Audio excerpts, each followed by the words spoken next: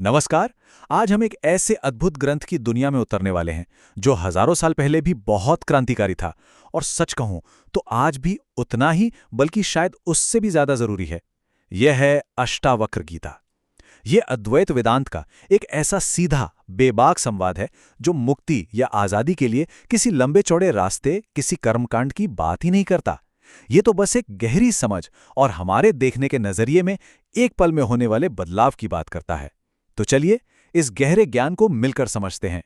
पूरी गीता, पूरा का पूरा संवाद बस इसी एक सवाल से शुरू होता है। सोचिए, एक बहुत शक्तिशाली, एक ज्ञानी राजा जनक पूछते हैं कि असली आजादी यानी मुक्ति क्या है और उसे पाया कैसे जा सकता है। बस यही एक सवाल उस पूरे संवाद की नींव रख देता है, जो हमें आध्यात्म के जाने पहचाने रास्तों से हटाकर एक बिल्कुल सीधी और साफ राह पर ले जाता है। अब मिलते हैं इस संवाद के दूसरे और सबसे जरूरी किरदार से, ऋषि अष्टावक्र। देखिए, उनका नाम और उनका शरीर, यही अपने आप में इस गीता का पहला और सबसे गहरा पाठ है। ये हमें सिखाता है कि जो सच है, जो सत्य है, वो किसी भी बाहरी रूप या दिखावे का मोहताज नहीं होता। और ये बात बहुत दिलचस्प है कि ऋषि का नाम ही उनकी सबसे बड़ी शिक्षा बन गया। अष्टावक्र का मतलब है वो जो 8 जगहों से टेढ़ा मेढ़ा हो। उनका शरीर विकृत था, लेकिन उनका आत्मज्ञान वो एकदम खरा, एकदम पूर्ण था। और यही विरोधाभास इस बात पर जोर देता है कि हमारा जो असली स्वरूप है वो इस बदलते शरीर, इस चंचल मन और इन आती जाती भावनाओं से पूरी तरह अलग और बहुत परे है। तो राजा जनक के साथ ये जो बातचीत शुरू होती है वो इस आइडिया को ही जड़ से उखाड़ देती है कि मुक्ति कोई मंजिल है जिसे हमें समय के साथ मेहनत करके हासिल करना है। अष्टावक्र कहते हैं कि भाई ये कोई यात्रा है ही नहीं, ये तो एक एहसास है, एक बोध है जो यहीं और इसी पल में हो सकता है। अच्छा, ये कितनी अलग है। इसे समझने के लिए इसकी तुलना हम सबकी जानी पहचानी भगवद गीता से करते हैं। देखिए, जहां भगवद गीता हमें कर्म, भक्ति और ज्ञान के अलग अलग रास्ते दिखाती है, वहीं अष्टावक्र गीता सिर्फ और सिर्फ ज्ञान की बात करती है। वो कहती है कि सच तक पहुंचने के लिए कुछ करना नहीं है, बल्कि सिर्फ ये देखना है कि सच क्या है, जो कि पहले से ही यही मौजूद है। इस पूरी शिक्षा की जो नींव है वो है अद्वैत वेदांत का दर्शन। इसका सबसे मूल सिद्धांत क्या है? वो ये है कि व्यक्तिगत चेतना, जिसे हम मैं कहते हैं या आत्मन कहते हैं, और इस पूरे ब्रह्मांड की जो परम चेतना है यानी ब्रह्म, वो 2 अलग अलग चीजें नहीं हैं, वो एक ही हैं। ये जो बंधन और मुक्ति का सारा खेल है ना, वो बस इसी एक सच को ना जानने की वजह से है। तो फिर सवाल उठता है कि ये दुनिया हमें खुद से अलग क्यों महसूस होती है? यहीं पर माया का कॉन्सेप्ट सामने आता है। अष्टावक्र सिखाते हैं कि ये दुनिया हमारी ही धारणाओं का एक प्रोजेक्शन है, बिल्कुल एक सपने की तरह। सोचिए, जब तक सपना चल रहा होता है एकदम असली लगता है ना, पर जैसे ही हम जागते हैं पता चलता है कि वो तो बस एक विचार था। तो बंधन किसी बाहरी चीज में नहीं है, वो हमारे अज्ञान में है।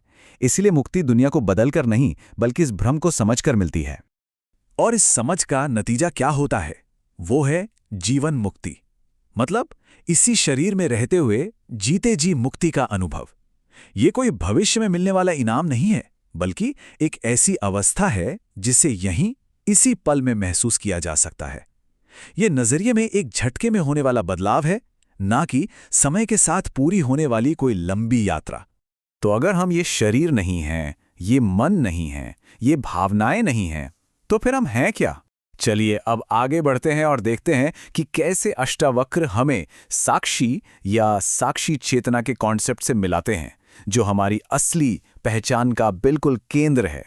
गीता बहुत ही मैथेडिकल तरीके से एक एक करके हमारी सभी झूठी पहचानों को नकारती है।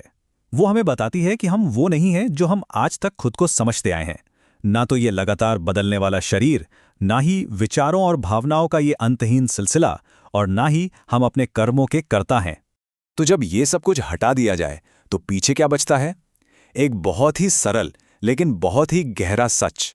आत्मा है, शुद्ध अपरिवर्तनीय जागरूकता, वो शांत उपस्थिति, वो साइलेंट ऑब्जर्वर जो शरीर, मन और दुनिया के हर बदलाव को देखती है पर खुद कभी नहीं बदलती।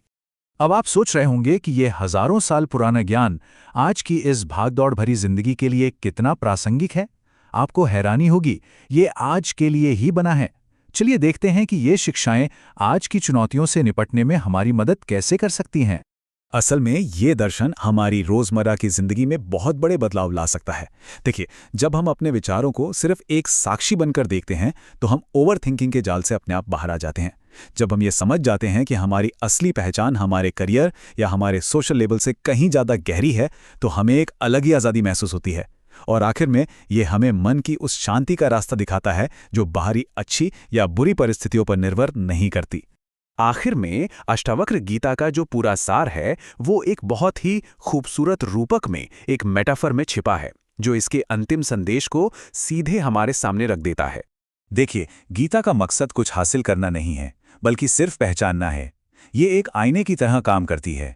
ये हमें कुछ नया बनने को नहीं कहती। ये बस हमें वो पहचानने के लिए कहती है जो हम हमेशा से थे और हमेशा रहेंगे। वो शुद्ध, मुक्त और पूर्ण चेतना जो मन और शरीर के भ्रम के पर्दे के पीछे बस छिपी हुई है। तो अंत में ये विश्लेषण हमें एक बहुत गहरे सवाल के साथ छोड़ जाता है। जरा सोचिए, जब पहचान की, उपलब्धियों की, विश्वासों की सारी परतें एक एक करके हट जाती हैं, तो पीछे क्या बचता है? गीता का इशारा है कि जो बचता है वही परम सत्य है। आज के इस विश्लेषण को संभव बनाने के लिए हम गणपत व्यास का धन्यवाद करना चाहते हैं। इस तरह के और गहरे विचारों के लिए उनकी वेबसाइट lifedevote.com पर जरूर जाएं और भविष्य में ऐसे और विश्लेषणों के लिए हमारे चैनल को सब्सक्राइब करना ना भूलें। देखने के लिए आपका बहुत बहुत धन्यवाद।